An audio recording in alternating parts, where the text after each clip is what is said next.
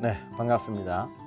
오늘은 충고 요청은 없다는 말씀을 드리겠습니다. 여러분 혹시 충고 많이 받아보셨나요? 기분이 어떠시던가요? 충고를 많이 해보셨습니까? 어떻게 반응을 하던가요? 나이가 들어가면서 점점 충고할 일이 많아지고 또 간섭할 일이 많아지고 잔소리할 일들이 많아지고 있습니다. 그때마다 저는 충고 요청은 없다는 이 한 문장을 기억하려고 합니다. 오늘은 그런 말씀 여러분들과 함께 나눠보면서 좀 유익을 얻었으면 합니다.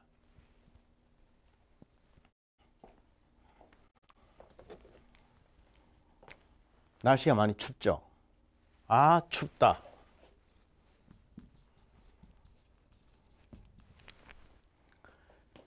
아, 춥다.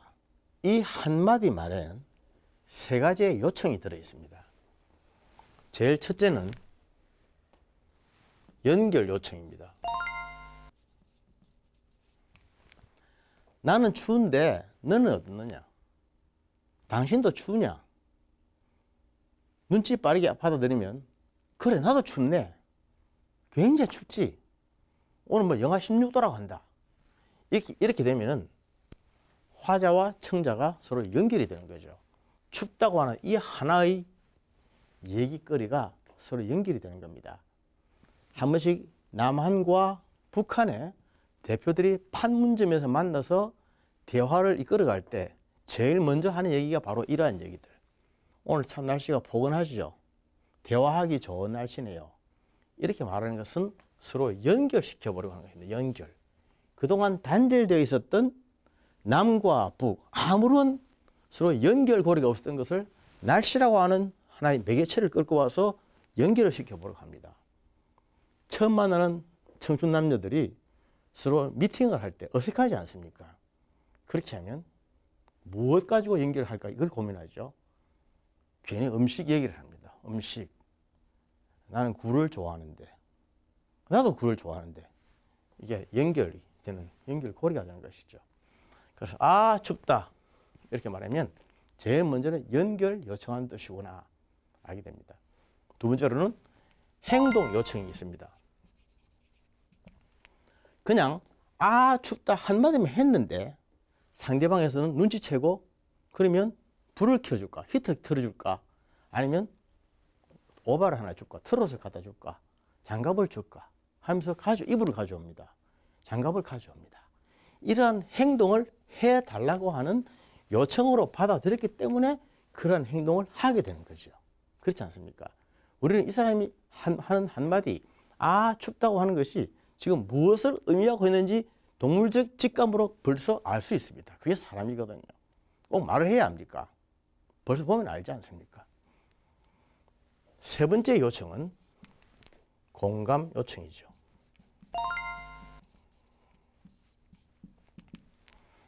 공감 요청이라는 것은 아 춥다.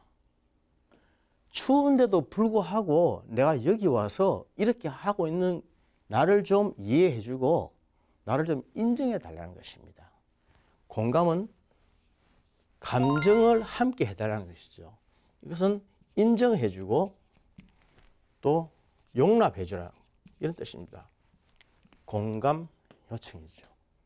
공감 요청. 그런데 이 세 가지 요청 중에서 제일 많은 것이 공감 요청이고 이것이 80%입니다. 다시 말해서 이런 요청은 무시해도 좋지만은 공감 요청만큼은 절대로 무시할 수 없다는 것입니다. 자, 보십시오.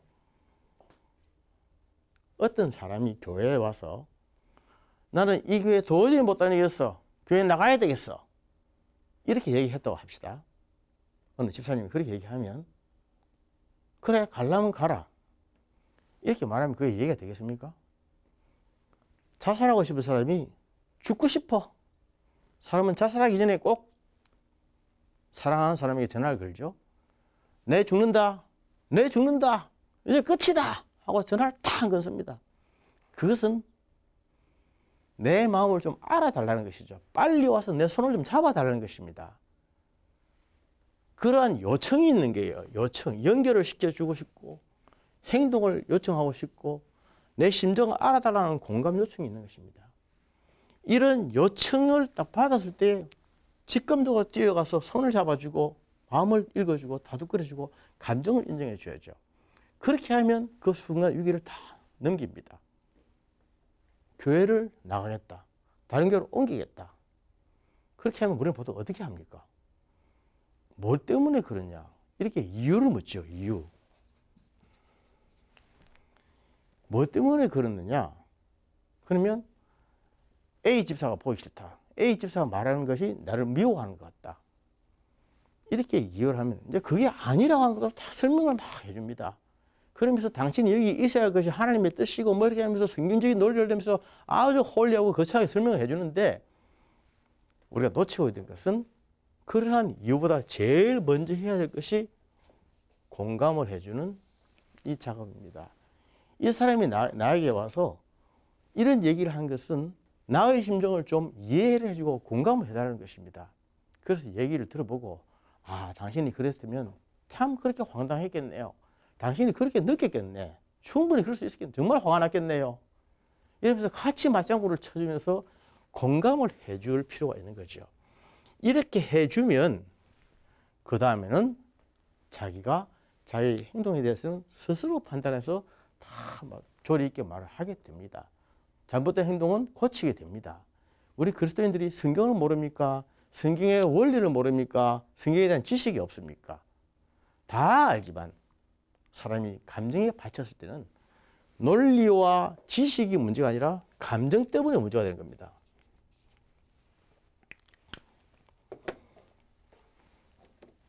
역사가 시작된 이래 이성이 감정을 지배한 것은 한 번도 없었습니다.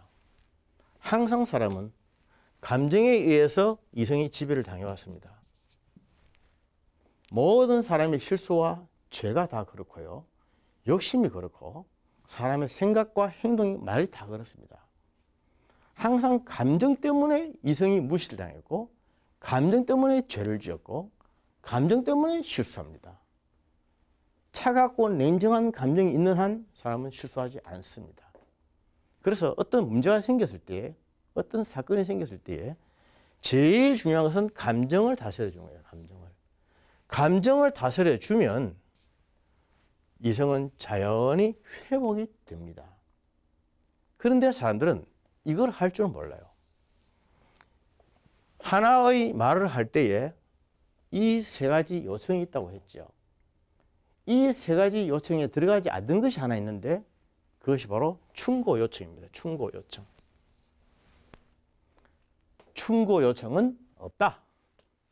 없답니다. 없다. 충고 요청은 없다. 그런데도 사람들은 충고만 합니다. 무슨 말을 하면 충고를 요청한 줄 알고 충고만 해주려고 합니다. 공감도 안 하고 행동도 안 하고 연결도 안 해주면서 충고만 하려고 합니다. 그러다 보니 항상 사고 안 하고 싸움이 나고 터집니다. 충고 요청은 없는 것입니다.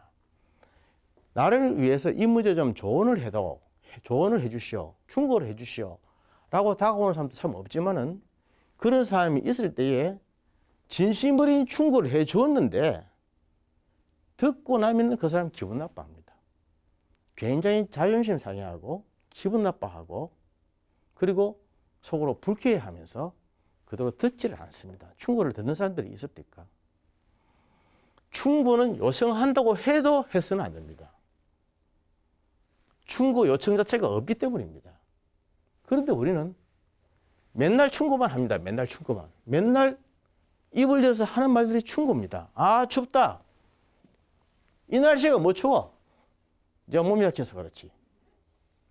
가서 운동해봐라. 추운지. 이렇게 하면 듣는 사람이 기분이 좋겠습니까? 아, 춥다. 맨날 집에 들어놓으시 춥지. 와서 일해봐라. 열심히 일해봐라. 추울 겨를이 어디 있니? 이렇게 말하면 그런 충고를 듣는 사람이 기분이 좋겠습니까? 충고를 들으면 기분 나빠집니다. 이건 공식입니다. 기분이 나빠집니다. 충고를 들으면 기분이 나빠집니다. 제가 아까 말씀드렸죠? 기분이라는 것은 감정입니다. 역사가 시작된 이래 감정이 항상 이성을 지배해왔지 이성이 감정을 지배해서 이긴 적은 한 번도 없었습니다. 충고는 아주 이성적으로 하죠. 이성적으로 하죠. 특히 우리 같은 크리스찬들은 하나님의 말씀에 의지해서 아주 지고지순한 하나님의 말씀으로 우리를 충고를 하지 않습니까? 그러면 이 땅에 참 낮고 낮은 그 삶의 문제도 해결하지 못해서 쩔쩔매고 자기 자신의 감정에 매여서 흥분이 있는 사람에게 지고지순한 하나님의 말씀이 충고로 받아들여지면 오게 닥치면 얼마나 황당하겠습니까? 그게 받아들여지겠습니까? 더 화가 나고 더 신경질 나고 귀를 막고 안 들으려고 합니다. 사람은 그런 존재. 그래서 충고를 들으면 기분이 나빠지는 겁니다. 그러면 충고를 안 할 것이냐? 할 때 해야죠. 그러나 그보다 더 중요한 것은 먼저 감정을 다스려 주라는 것입니다. 감정을 존중해 주라는 것입니다. 감정을 존중해 주면 우리 몸에 기운이 살아납니다. 활기란 말이죠. 활기가 다른 말로 생기지 않습니까? 생기. 기가 살아나고 기가 활발히 움직인다 이런 뜻입니다. 감정을 존중해주면 활기가 나고 감정을 존중해주면 생기가 생깁니다. 그런데 이렇게 해주지 않으면 기운이 침체가 됩니다. 그러면 죽은 기운, 사기가 되는 것이죠. 기가 착 가라앉고 기가 죽어버리면 기가 통하지 못하는 기불통이 됩니다. 한의학에서 기가 잘 통하면 안 아프고 기통적 불통이고 이때 처음에 나오는 통은 통할 통자고 두 번째 나오는 통은 아플 통자입니다. 기운이 잘 통하면 아프질 않고 기운이 잘 통하지 못하면 아프다. 기불통적 통이다. 기가 잘 통한다고 하는 것은 활기가 되고 활기가 차고 생기가 있는 것을 말합니다. 그것은 바로 감정이 존중받을 때, 나의 감정이 존중받을 때 활기가 생기고 생기가 차고 넘치게 되는 것입니다. 사람은 감정의 동물입니다. 감정의 동물. 물론 이성도 있지만은 감정과 이성의 싸움에서는 항상 감정이 이긴다고 하는 사실을 알아야 됩니다. 그래서 어떤 일이 생겨서 감정의 홍수라고 그러죠. 감정의 홍수. 감정의 홍수에 빠지면은 이성과 지성과 인격이 30% 다운됩니다. 그래서 도무지 평소에 그와 같지 않은 인격의 말을 하고 생각을 하고 행동을 하게 되는 것이죠. 그것은 감정의 홍수에 빠져서 헤매고 있는 겁니다. 이때 그 사람에게 이성적인 논리로 차가운 이성으로 100번 얘기해봤자 헛일입니다. 안 통하고 오히려 더 기분이 나빠지고 화만 찹니다. 그건 안 되는 거예요. 그럴 때는 무조건 감정을 읽어주고 감정을 존중해주고 감정에 같이 동화되어 줘야 됩니다. 참 당신이 힘들겠네요. 당신이 오죽했으면 그런 말을 했을까요? 당신이 오죽했으면 그렇게 생각을 했을까요?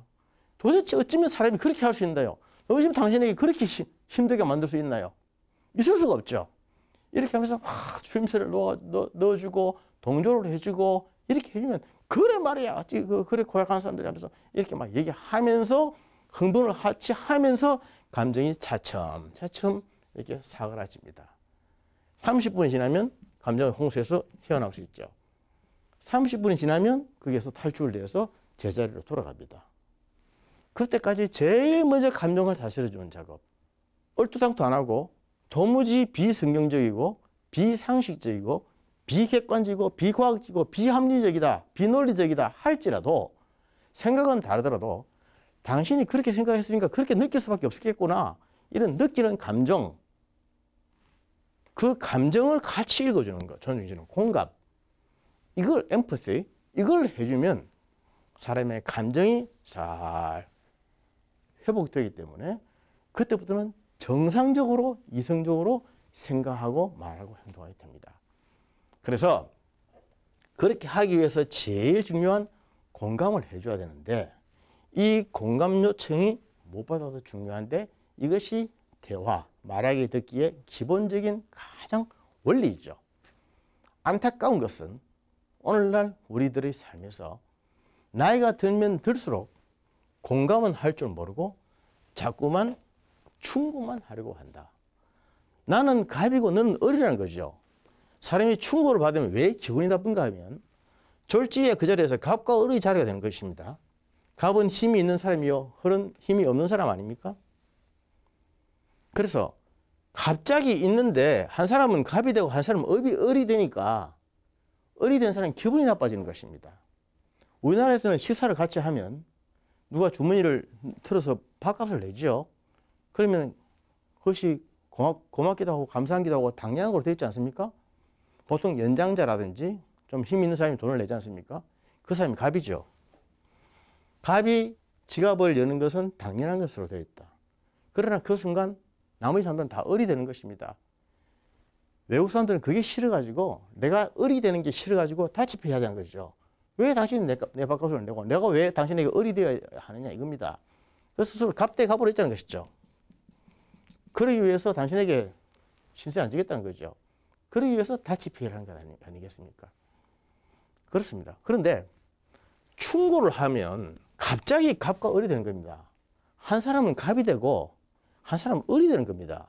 그러니까 충고를 받는 사람이 자기가 을이 되니까 기분이 좋겠습니까? 당연히 기분이 나쁘죠.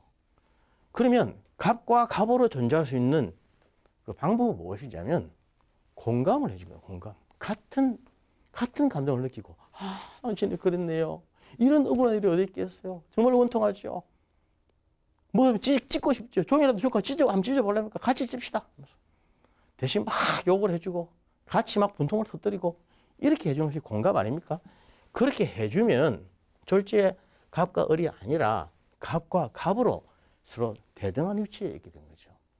그렇게 되면은 사람이 기분이 싹 풀어지면서 정말 만족감을 느끼게 되고 감정이 회복됩니다. 감정이 회복됩니다.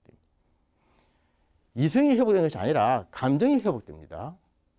그래서 어떤 어려움을 당해서 참 실수를 하고 잘못 생각하고 흥분하고 있는 사람에게 절대로 우리가 가서 이성적으로 논리적으로 설명해서는 안 되고 제일 중요한 것이 감정을 읽어주고 같이 감정에 동참하자는 것이죠. 그거 빠뜨리면 큰일 납니다. 충고 요청은 없다. 충고 요청은 없음에도 불구하고 사람들은 충고밖에 안 한다. 이게 얼마나 큰 모순인지 아십니까?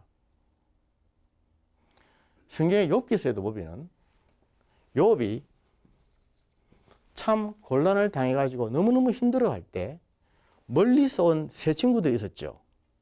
이 세 친구들이 욥을 얼마나 사랑했습니까? 얼마나 사랑했으면 먼 길을 마다않고 와서 욥과 함께 아파하면서 고통스러워하면서 그 아픔을 동참했지 않습니까? 거기까지는 참 좋다 이겁니다. 그런데 욥의 세 친구의 한 얘기를 가만히 보면은 전부 충고입니다. 충고. 그 친구들은 졸지에다가 갑이 되고 욥은 을이 되는 것이고 전부 충고를 한 겁니다. 충고. 자기들은 선하고 욥은 악하고 너는 잘못 생각하고 있고 생각을 고쳐야 되고 너의 죄를 돌이켜보고 너의 잘못을 챙겨봐라. 분석, 비판, 분석이죠. 한 사람이 아파서 힘들어하는데 원인을 분석한다고 앉아서 분석하고 있고 비판하고 있고 충고하고 있고 이러면 상대방이 얼마나 미쳐 팔짝 뛰겠습니까? 욥의 세 친구가 지금 다 그래 했단 말입니다. 몇 날 며칠 욥과 같이 있으면서 고작 한다고 하는 일이 분석하고 죄를 따지고 비판하고 충고하는 일이 있습니다. 충고를 하니까 욥이 그들과 함께 있으면서 한순간도 조금도 위로하지 못했습니다. 조금도 회복되지 못했습니다. 오히려 욥은 더 화가 난 거죠. 더 버럭버럭했고 너무너무 싫다고 그랬고 그들을 향해서 막 저주도 하고 그렇지 않습니까? 싸웠지 않습니까? 한마디로. 그렇습니다. 사람들은요. 위로해주러 갔다가 싸움 벌이실 수 있습니다. 굉장히 중요한 이야기입니다. 인생을 살아보니까 그렇더라고요. 사과하러 갔다가 대판 더 싸움이 벌어질 수가 있고요. 위로하러 갔는데 오히려 싸움 벌어질 수가 있고요. 뒤도 안 보고 돌아서는 경우도 참 많이 있습니다. 우리 삶의 현장에 그게 너무나 많이 있지 않습니까? 충고를 하려 하기 때문에 그런 겁니다. 충고는 꼭 필요한 충고는 해야죠. 그러나 될 수 있는 대로 충고는 해서는 안 되고, 충고를 할 때는 충분히 감정이 다독거려지고 충분히 감정의 문제가 회복되어서 감정의 홍수에서 제자리로 돌아와서 감정이 다 회복되었을 때 그때 살짝 변죽을 올려주는 것으로 해야지, 충고만 붙들고 이것만 계속하고 밤새도록 얘기해 보십시오. 답이 나오는지. 그렇습니다.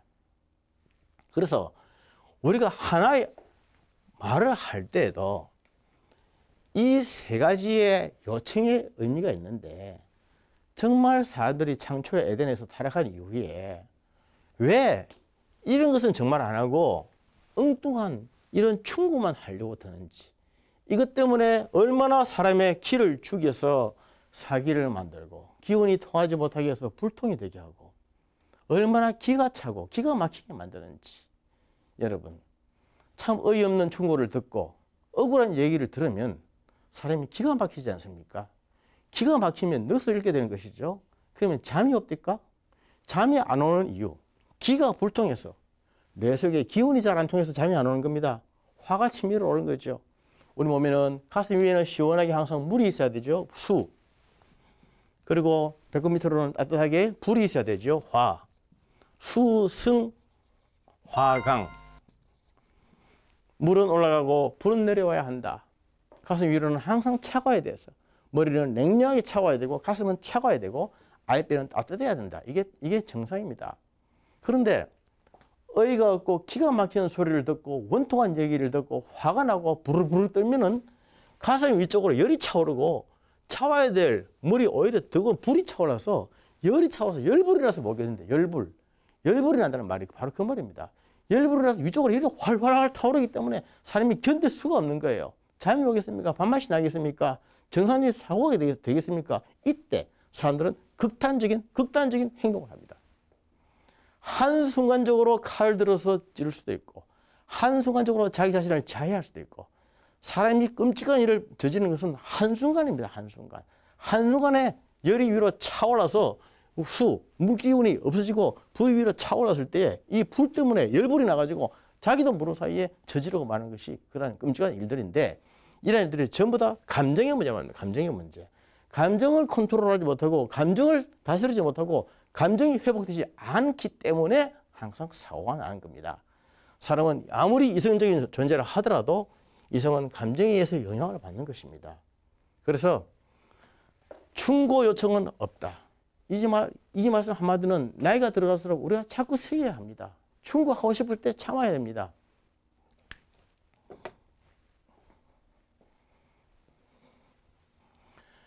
요한복음 16장 12절 13절에 보면은 예수님이 제자들에게 하신 말씀, 내가 아직도 너희들에게 이럴 말이 많으나 그러나 지금은 너희가 감당치 못하리라. 진리의 영이 오시면 그가 너희를 빛 가운데로 인도하시리라. 예수님도 제자들에게 하시고 싶은 말씀이 목구멍까지 차올랐습니다. 충고를 하고 싶은 말씀이 많았다는 뜻이죠. 그러나 참았습니다. 진리의 영 성령님이 오셔서 그들을 일깨워 주실 때까지 기다리고 있었습니다. 기다리셨습니다. 성령님께 맡기셨습니다. 성령 하나님이 다독거려 줄 때까지, 하나님이 만져주실 때까지, 홀리 타치, 스피리추얼 타치, 소프트 타치, 타치가 있을 때까지 기다려야 합니다. 기다려서 뒤에서 중보기도 하면서 충분히 감정이 다독거려질 때까지 기다리고, 기다림의 연습이 인내가 있어야 합니다. 그리고 난 다음에 가서 진심 어린 충고, 그때 가서 꼭 필요한 한마디를 살짝 변죽을 쳐주듯이 올려줘야 합니다. 그렇게 하면 사람들은 다 억셉트합니다. 우리는 내용은 좋지만은 좋은 내용과 좋은 본질들은 가지고 있지만 형식들이 어설프기 때문에 그 내용을 잘못 전달하고 바르게 전달한다고 한 것이 오히려 더 사태를 악화되게 만들고 택도 아닌 의도 없는 어처구니 없는 결과를 얻는 경우가 참 많이 있습니다. 충고 요청은 없다. 이 땅을 살아가는 우리 그리스도인들이 다시 한번 새겨야 할 말씀이니까 생각해 봅니다. 감사합니다.